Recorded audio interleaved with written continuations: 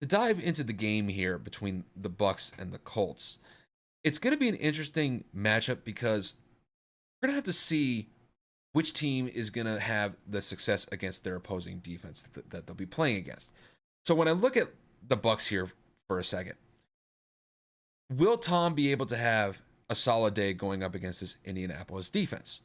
Now, Indianapolis last week was able to contain Josh Allen throughout the entirety of that game, and Josh Allen had one of his worst performances of the entire year. And the Colts defense was able to stifle that high-powered Buffalo Bills offense to 15 points. And to do that in Buffalo, I thought was even more impressive. Buffalo was never really in that game to begin with.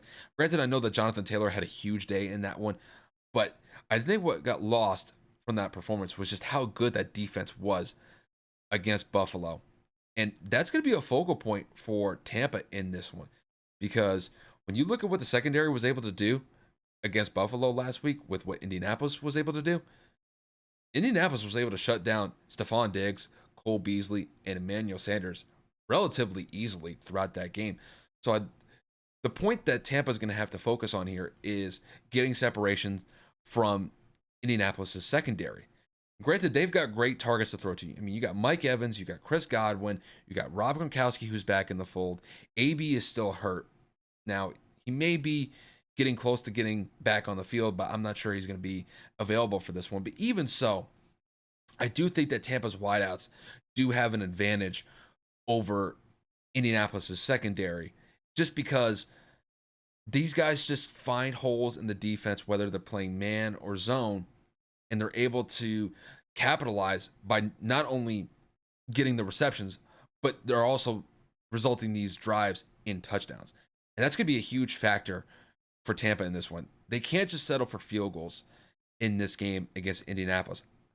Against the Giants, granted, they were able to move the ball up and down the field pretty easily against the Giants, but they had some drives stall out in the red zone. They weren't as efficient in the red zone as I thought they would be against the Giants. And I think that's going to be a focal point in this matchup against the Colts here. I think if they're able to get into the red zone and they're able to score touchdowns instead of settling for field goals, I think it'll favor the Bucks more in this one. Now, to flip it over to Indianapolis, Indianapolis is really going to be dependent on which Frank Reich shows up for the play calling. I think if Frank learned anything from last week in the Buffalo game, is give Jonathan Taylor the rock. Just because Buffalo had arguably the best defense in the NFL going into that matchup. And Buffalo could not contain Jonathan Taylor in any way, shape, or form. But to give up 5 touchdowns to Jonathan Taylor last week, and that had to be a pretty devastating blow to Buffalo's defense. But I believe that Frank Reich finally got the play calling right.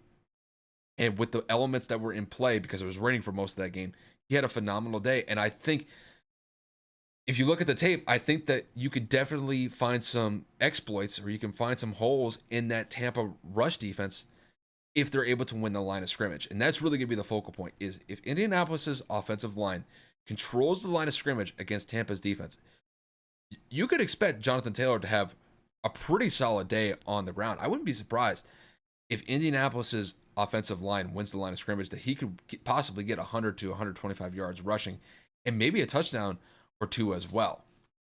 Now, when it comes to Carson Wentz, it's going to be interesting because Carson has been statistically great this year, but he has made some inopportune mistakes. Some of his passes have been iffy or they've been shaky just because he's throwing the ball into some dangerous windows. But overall, I think that Carson's been pretty solid overall throughout this year, even though that the Colts record doesn't reflect it.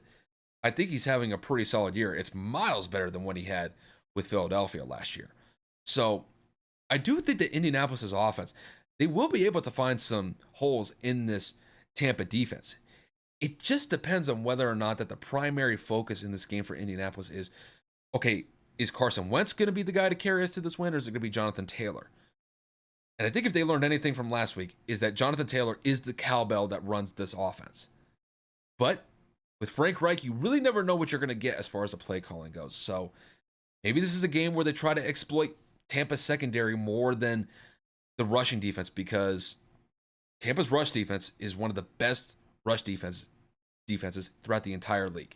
So I wouldn't be surprised if Frank Reich goes away from Jonathan Taylor in this one, just because he's respecting what Tampa's rush defense is capable of and is going to try to beat them in the air with Carson Wentz at the helm. I don't know if that's necessarily the best case moving forward for Indianapolis in this one. So, with all that said, when it comes to the prediction in this one, I'm going to go with the Buccaneers in this one, but I think it's going to be a really close game. I don't think this is a game where the Buccaneers stomp them. I don't even think this is a game, even if the Colts win. This is where the Colts won't put a beat down like they did on the Bills last week. I think this is going to be a pretty competitive game all the way down to the wire. But I just think that Tom is going to have success against the Indianapolis defense more than what I think the Colts offense is going to have against Tampa's defense. And that's despite the fact that I think Jonathan Taylor is capable of having a great day against Tampa. It's just Indianapolis, I think, is still a little bit behind the 8 ball. I think they're still a relatively young team. And even though that I thought they had a great performance against Buffalo last week, I think they do come back down to earth a little bit against Tampa. Tampa is one of the best teams in the NFC. And I just think overall, Tampa's offense is just more prolific than what Indianapolis had to deal with Buffalo last week. And when I look at the game overall, as far as the score goes, I'm going to say that this is going to be a high scoring affair. I think that Tampa is going to win this one by the score of 31-27. I think it's going to be a really close game. And I think that Indianapolis is going to be able to really kind of get this one down to the wire. But I think Tom is going to be able to lead Tampa with some clutch drives in the fourth quarter. And I think just what Tom's able to do, I think it's going to be enough to get them past Indianapolis and get them a huge road win